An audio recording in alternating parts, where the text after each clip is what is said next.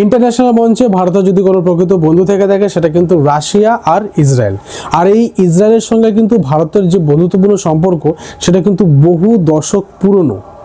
আর আজকে এই ভিডিওতে ভারতের সঙ্গে ইসরায়েলের যে বন্ধুত্বপূর্ণ সম্পর্ক যেটা বহু দশক ধরে চলে আসছে সেইটাই ডিপলি অ্যানালাইসিস করব। তোমরা অনেক ডিটেলসে কিন্তু জিনিসটা জানতে পারবে।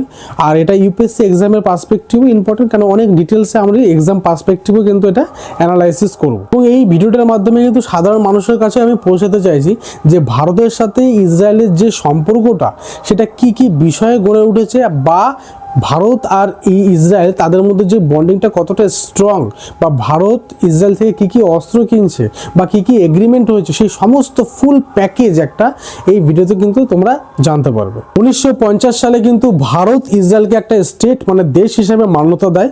আর ইসরায়েলের সঙ্গে ফুল ডিপ্লোম্যাটিক রিলেশন কিন্তু গড়ে ওঠে 1992 সালের পর থেকে। আর 1990 সালের পর থেকে কিন্তু ভারতের সাথে ইসরায়েলের যে একটা বন্ধুত্বপূর্ণ সম্পর্ক সেটা কিন্তু অত্যন্ত স্ট্রংভাবে গড়ে উঠতে শুরু করে। আর এর মেন দুটো পিলার ছিল ডিফেন্স আর এগ্রিকালচার। এই ডিফেন্স আর এগ্রিকালচারের দিক থেকে কিন্তু ভারত আর ইসরায়েলের মধ্যে কিন্তু অত্যন্ত স্ট্রং একটা সম্পর্ক গড়ে ওঠে। 2017 সালে ভারতের প্রথম প্রধানমন্ত্রী নরেন্দ্র মোদী তিনি কিন্তু প্রথম ইসরায়েলের মাটিতে পা রাখেন ভারতের প্রধানমন্ত্রী হিসাবে। মানে এর আগে ভারতের কোনো প্রধানমন্ত্রী কিন্তু ইসরায়েলের মাটিতে পা রাখেননি।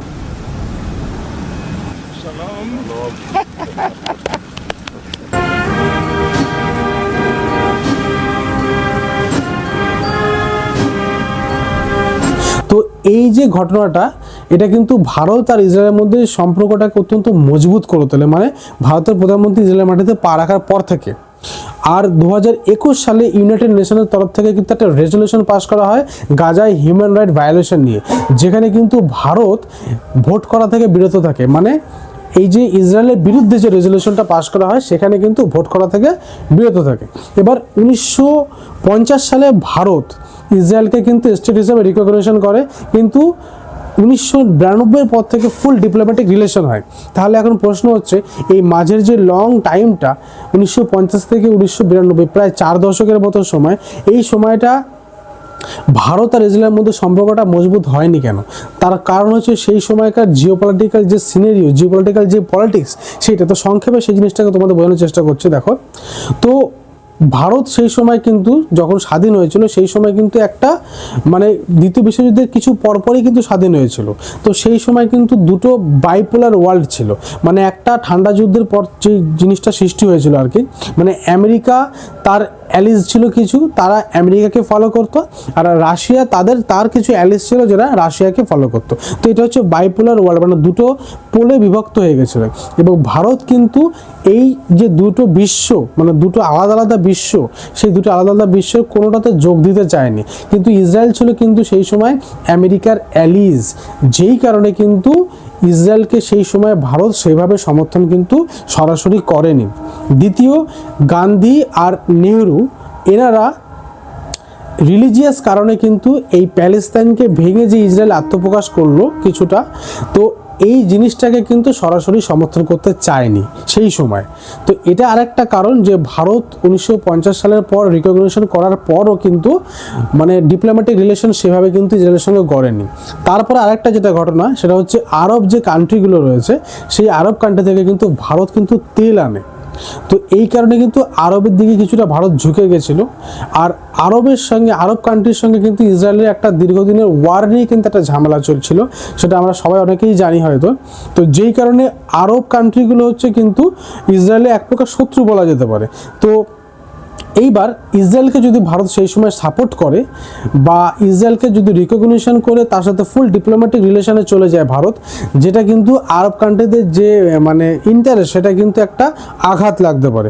এবার কাশ্মীর ইস্যু নিয়ে তোমার ইউনাইটেড নেশনে যখন রেজলিউশন ডাকা হয় পাকিস্তানের তরফ থেকে হোক চীনের তরফ থেকে হোক, সেই সময় কিন্তু ভারত চেয়েছিল যে এই আরব কান্ট্রিজ কিন্তু পাকিস্তানের সাপোর্টে না যায়, তারা যেন অন্তত নিউট্রাল থাকে কিংবা ভারতের সাপোর্টে কথা বলো।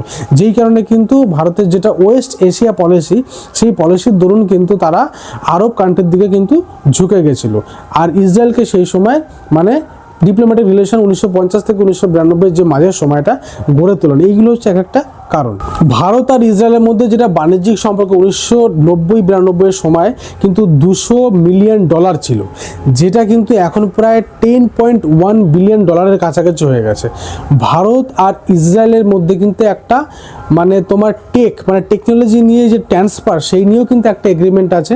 মানে দুটো দেশ কিন্তু একে অপরকে টেকনোলজি শেয়ার করবে। এটা ডিফেন্স সেক্টর থেকে শুরু করে আরও যে বিভিন্ন সায়েন্টিফিক ইনোভেশন আছে, সেই দিকগুলোও কিন্তু তারা কিন্তু একে অপরকে শেয়ার করবে। ইন্ডিয়া আর ইসরায়েলের মধ্যে কিন্তু একটা স্ট্র্যাটেজিক গ্রুপিং হয় 2021 সালে, আর এই স্ট্র্যাটেজিক গ্রুপিংটা I2U2 নামে পরিচিত। এবার I2টা হচ্ছে ইন্ডিয়া আর ইসরায়েল, আর U2টা হচ্ছে ইউনাইটেড আরব এমিরেটস আর ইউনাইটেড স্টেটস। এবার এই গ্রুপিংটা কেন করা হয়েছে, লক্ষ্যটা কি?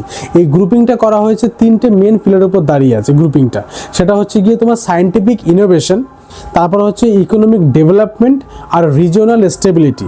মানে এই যে তিনটে ফিল্ড বললাম, এই তিনটে ফিল্ডের উপর কিন্তু এই গ্রুপটা কাজ করবে। 1997 সালে প্রথম ইসরায়েলি প্রেসিডেন্ট ইজার উইজম্যান তিনি কিন্তু ভারতে আসেন এবং ভারতের সাথে প্রথম ডিফেন্স ডিল সেই সময় কিন্তু স্বাক্ষরিত হয় তৎকালীন ভারতের যে প্রধানমন্ত্রী দেবে গৌড়াত ওনার সাথে। তো সেই সময় কিন্তু ফার্স্ট ইসরায়েলের সঙ্গে কিন্তু ভারতের ডিফেন্স ডিল সাইন হয়। ভারত ইসরায়েলের কাছ থেকে কিন্তু বারাক 1 মিসাইল সিস্টেম কেনে, যেটা কিন্তু স্ট্র্যাটেজিক্যালি ভারতের জন্য অত্যন্ত গুরুত্বপূর্ণ। কারণ পাকিস্তানের কাছে কিন্তু লকহিড P3 অরিজিন এই যে এয়ারক্রাফট, সেটা কিন্তু আমেরিকা থেকে পারচেস করা, যেটা কিন্তু সাবমেরিন হান্টার করার ক্ষমতা আছে। আর এই বারাক 1 যেটা সারফেস থেকে মানে তুমি এয়ারে অ্যাটাক করা যায় ভার্টিক্যালি, এই যে মিসাইল সিস্টেমটা বারাক 1, যেটা কিন্তু এই যে এয়ারক্রাফট তাকে কিন্তু কাউন্টার করতে পারে, বা অ্যান্টিশিপ যে হাফরুন মিসাইল সেটাকেও কিন্তু কাউন্টার করার ক্ষমতা রাখে। যেই কারণে স্ট্র্যাটেজিক্যালি কিন্তু এই যে বারাক 1 যে মিসাইল সিস্টেমটা, সেটা কিন্তু অত্যন্ত গুরুত্বপূর্ণ ভারতের জন্য। তাহলে এইটা কিন্তু ভারত আর ইসরায়েলের মধ্যে যে ডিফেন্স টাই, সেটাকে কিন্তু অত্যন্ত স্ট্রং করে। ভারতের সাথে ইসরায়েলে কিন্তু এগ্রিকালচার নিয়ে একটা ডিল সাইন করা হয়, 3 ইয়ার অ্যাকশন প্ল্যান। মানে এই 3 ইয়ার অ্যাকশন প্ল্যান চাষের ক্ষেত্রে নিয়ে কিন্তু একটা ডিল সাইন করা হয়। এছাড়াও কৃষিক্ষেত্রে ওয়াটারটাকে কত সুন্দরভাবে ম্যানেজমেন্ট করা যায়, এই নিয়ে ওয়াটার যে ম্যানেজমেন্ট, সেই নিয়েও কিন্তু একটা ডিল সাইন করা দুটো দেশের মধ্যে। ইসরায়েল তোমরা জানো সমুদ্রের পাশে অবস্থিত, তা সত্ত্বেও কিন্তু ইসরায়েল খুব সুন্দরভাবে অল্প জল ব্যবহার করে কিন্তু চাষ করছে। এই যে টেকনোলজিটা, সেটা ভারত চাইছে যে ইসরায়েলের সঙ্গে একটা চুক্তি করা হোক এবং ইসরায়েল যেন সেই টেকনোলজিটা ভারতকে শেয়ার করে, বা ভারতকে অন্তত জিনিসটা ইউটিলাইজ করে, বা ভারতকে যেন সহযোগিতা করে চাষের ক্ষেত্রে। তো এই কারণে কিন্তু ইসরায়েলের সঙ্গে কিন্তু এই ডিলটা কৃষির ক্ষেত্রে কিন্তু সাইন করা হয়। 1968 সালে যখন গঠন করা হয়, মানে রিসার্চ অ্যান্ড অ্যানালাইসিস উইং যখন গঠন করা হয়, সেই সময় যিনি গঠন করেন তার নাম হচ্ছে RN কাউ, এবং সেই সময় কিন্তু ইন্দিরা গান্ধীর জামানা ছিল, মানে ইন্দিরা গান্ধীর আমলে কিন্তু টা গঠন করা হয়েছিল। এবং সেই সময় যিনি গঠন করেছিলেন তিনি কিন্তু ইন্দিরা গান্ধীকে সাজেস্ট করেছিলেন যে ইসরায়েলের যে গোয়েন্দা সংগঠন মোসাদ, যেটা হচ্ছে বিশ্বের 1 নম্বর গোয়েন্দা সংগঠন মানা হয়, তার সাথে কিন্তু লিঙ্ক আপ করার জন্য।